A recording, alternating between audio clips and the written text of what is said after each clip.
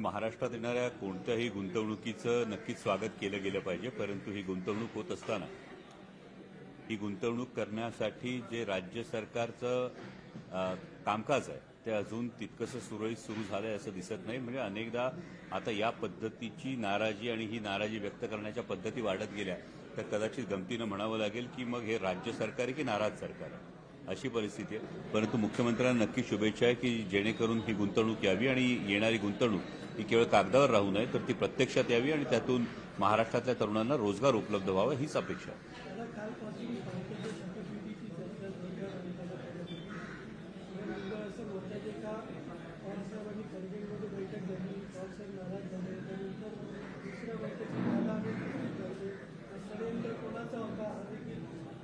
मला वाटतं एक घटना घडली, त्या घटनेनंतर बरंचसं पाणी पुलाखालून वाहून गेलं आणि तरी सुद्धा जर शिळ्याकडीला ऊत आणण्याचा प्रयत्न जर होत असेल आणि तो ठराविक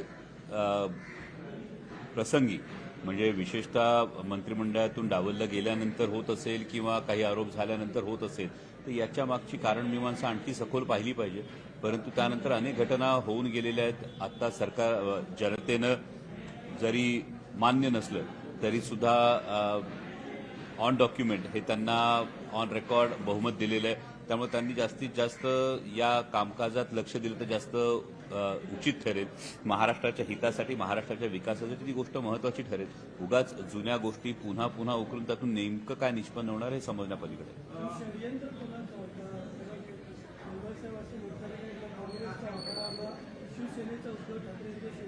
मला वाटतं जर मान्य भुजबळ साहेबांनी स्टेटमेंट केलं असेल तर ते त्याच्याविषयी उकल किंवा खुलासा करू शकतील। पालकमंत्री पदाचा विषय आहे, बीड अनेक दिवसांपासून गुंततंय गाजतंय, कुठेतरी आता बीड शांत होण्याची अपेक्षा अजित पवारांकडून व्यक्त करण्यात यावी असं वाटतंय। ही अपेक्षा प्रत्येकच भागाची अपेक्षा आहे, कारण पालकमंत्री पद नेमकं कशासाठी हाच एक महत्त्वाचा मुद्दा आता तयार झाला। कारण पालकमंत्री पदाची एवढी चर्चा आणि त्यामध्ये एवढं स्वारस्य का हा सर्वसामान्य जनतेला पडलेला प्रश्न आहे। आणि जसं मी म्हणालो त्या पद्धतीने इतक्या प्रत्येक गोष्टीवर जर घटक पक्ष नाराज होत असतील तर हे राज्य सरकार आहे की नाराज सरकार हा प्रश्न सर्वसामान्य जनतेला पडेल। त्यामुळे मला वाटतं की याची एवढी चर्चा आणि याच्यावरून एवढी नाराजी ही नेमकी का होते हे सुद्धा पालकमंत्री पदासाठी नाराज असणाऱ्या लोकांनी जनतेला सांगितलं पाहिजे। कारण जनतेची अपेक्षा आहे की तुम्हाला निवडून दिलेलं आहे, तुमचं आता सरकार आलेलं आहे आणि त्यामुळे तुम्ही महाराष्ट्राच्या हिताचे निर्णय हे धडाडीने घेणं गरजेचं आहे। अक्षय प्रकरणात थेट बोलतानाच आशय उठलेले पाहायला मिळतंय। पोलिसांवरच सगळं प्रेशर टाकलं गेलं होतं का असं देखील प्रश्नचिन्ह उपस्थित होते। काय तुम्ही कसं बघताय? पोलिसांवर जर प्रेशर टाकलं गेलं तर ते कोणाकडून टाकलं गेलं याचा शोध घेणं जास्त गरजेचं आहे। आणि तत्कालीन गृहमंत्री हे आता मुख्यमंत्री आहेत, त्यांच्याकडेच गृह मंत्रालय, त्यामुळे मला वाटतं ते दावसून आल्यानंतर त्यांच्याकडून हा खुलासा मागणं हे जास्त योग्य राहील। कुठेतरी अनबेल असं वाटतंय का हे सगळं? कारण की तीन पक्ष आहेत, अनेक वेळा एकनाथ शिंदे नाराज आहेत, अजित पवार नाराज आहेत असं बोललं जातं। तुम्ही एकंदरीत या पक्षाकडे, तिन्ही पक्षांकडे आणि युती सरकारकडे कसं? मला वाटतं तुमच्या प्रश्नातच याचं उत्तर आहे, कारण जे मॅन्डेट मिळालेलं आहे या मॅन्डेट विषयी अनेकांच्या मनात अनेक शंका आहेत आणि राज्य सरकार अस्तित्वात आल्यानंतर सुद्धा इतके जवळपास 1.5 महिना होऊन गेल्यानंतरही अजूनही सुरळीत कामकाज सुरू झालंय का हा प्रश्न अजूनही प्रत्येकाच्या मनात तसाच कायम आहे। कारण पालकमंत्री पद होण्यासाठी किंवा नियुक्तीसाठी लागलेला वेळ, त्यानंतरही त्यातून होणारी नाराजी, या नाराजीनंतर जे 2 प्रमुख घटक पक्ष आहेत त्यातले नेते अनेकदा नॉट रिचेबल असणं, या गोष्टी जर बघितल्या तर हे कुठल्याही ज्याला आपण सक्षम आणि सुदृढ असं सरकार आहे असायला पाहिजे त्या दृष्टीनं ही योग्य पावलं आहेत असं वाटत नाहीये। कारण राज्य सरकारकडे जर एकूण पाहिलं तर हाताच्या बोटावर मोजण्या इतके मंत्री सोडले तर इतर कोणीही सक्रिय आपल्याला दिसत नाहीये, ऑन फील्ड दिसत नाहीयेत आणि महाराष्ट्रासमोरचे प्रश्न सोडवण्याच्या दृष्टीने हिरिरीनं प्रयत्न होतात असं चित्र नाहीये।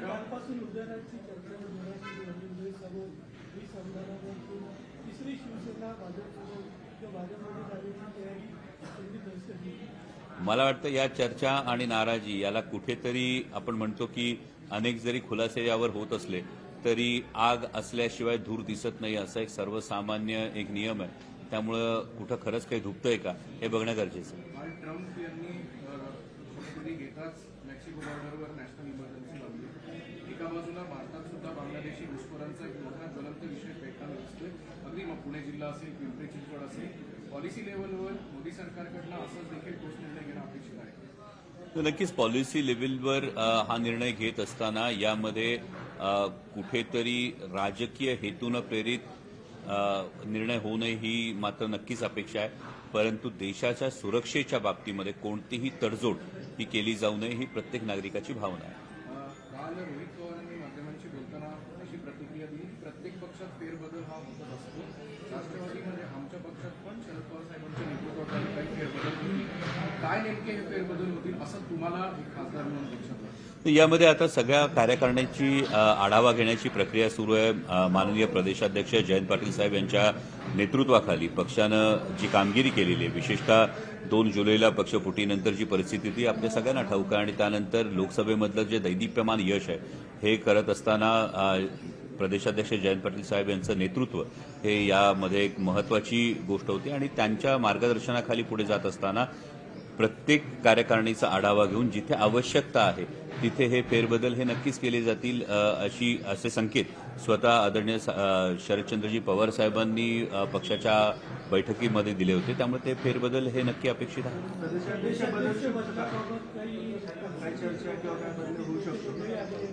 मला वाटतं हा संपूर्णपणे आदरणीय पवार साहेबांचा निर्णय असेल, कारण सुरुवात जेव्हा खालून होते तेव्हा ती जास्त टिकणारी सुरुवात असते. त्यामुळे त्या दृष्टीने उचित निर्णय हे आदरणीय पवारसाहेब योग्य वेळी घेतले. वाल्मिकरांच्या संदर्भातल्या ज्या काही प्रॉपर्टी किंवा असेट्स आहेत त्यांच्या लोकांच्या संदर्भातल्या असेट्स आहेत त्या सीज होताना दिसत आहेत. मात्र अजूनही कुठेतरी ईडी जी आहे ती इन्व्हॉल्व्ह झालेली नाही. सुप्रियाताईंनी सुद्धा या गोष्टीची मागणी केली होती की एवढ्या सगळ्या जर प्रॉपर्टीज असेट्स आणि पीएमएलए कायदा सुद्धा पण त्याच बाबतीत सांगतो. तुम्हाला सुद्धा असं वाटतं का की या सगळ्या प्रकरणात ईडी चौकशी व्हावी? हे केवळ मलाच नाही तर सर्वसामान्य जनतेला सुद्धा वाटतं. सर्वसामान्य जनता, मध्यमवर्गीय माणूस साधा पुण्यात फ्लॅट घेत असताना सुद्धा ईएमआय भरून भरून थकून जातो. नोकरीतून मिळणारा पगार आणि ईएमआय याचं गणित जुळवताना त्रास होतो आणि असं असताना जर एखाद्या व्यक्तीच्या इतक्या मालमत्ता जर आढळून येत असतील तर त्याचा नेमका सोर्स काय, आणि अशा पद्धतीनं जेव्हा विरोधी पक्षातला जर एखादा व्यक्ती अशा प्रक्रियेमध्ये जर सापडला असता तर ईडीची किती तात्काळ कारवाई झाली असते हे आपण अनुभवातून जाणतो. परंतु केवळ सत्ताधाऱ्यांचं अभय असल्यामुळे या गोष्टी झाकल्या जात आहेत का, आणि जर असं झाकलं गेलं तर न्याय आणि कायदा सगळ्यांना सारखा असतो हा जो सर्वसामान्य जनतेचा जो समज आहे याला तडा जाऊ नये ही सत्ताधाऱ्यांकडून खरं तर अपेक्षा आहे. आणि त्यामुळे जर अशी अनियमितता असेल तर तो कोणीही असो त्याच्यावर कारवाई व्हायला हवी. एखाद्या मंत्र्याचं आणि नैतिकतेचं एक समीकरण असतं. कुठेतरी या समीकरणाचा आधार घेत धनंजय मुंडेंनी राजीनामा द्यावा असं वाटत नाही. महाराष्ट्राला सुसंस्कृत राजकारणाची ही परंपरा लाभलेली आहे आणि याआधी आपण अनेक घटना अशा पाहिलेल्या आहेत की नैतिकतेच्या आधारावर किंवा चौकशी निष्पक्षपातीपणानं व्हावी म्हणून चौकशी पूर्ण होईपर्यंत अनेक सन्माननीय नेत्यांनी राजीनामा दिल्याचा हा इतिहास महाराष्ट्राचा आहे. आणि त्यामुळे महाराष्ट्राकडे सुसंस्कृत राजकारणाची परंपरा म्हणून पाहिलं जातं.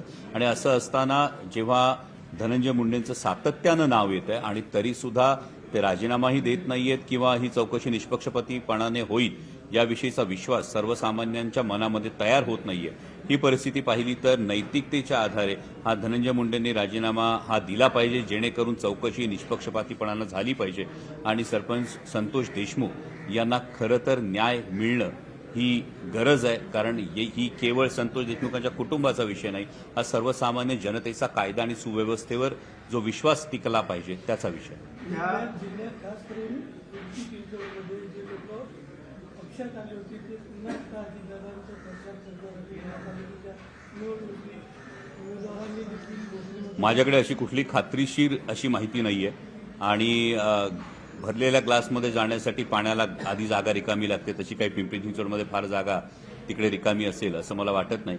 त्यामुळे अजून या केवळ चर्चा आहेत, या केवळ अफवा आहेत, कानावर आलेल्या गोष्टी या जोपर्यंत समोर त्याची शहानिशा होत नाही त्यावर भाष्य करणं योग्य.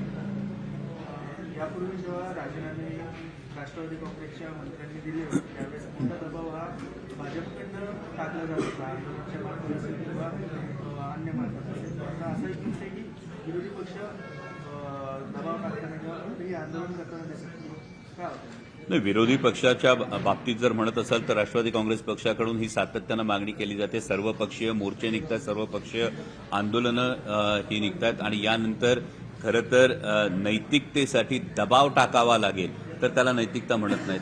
नैतिकता ही स्वतः आतून येते आणि त्यामुळं नैतिकतेच्या दृष्टीनं राजीनामा देण्यासाठी दबाव टाकण्यापेक्षा जर खरोखर नीतिमत्ता शाबूत असेल तर तो राजीनामा दिला पाहिजे.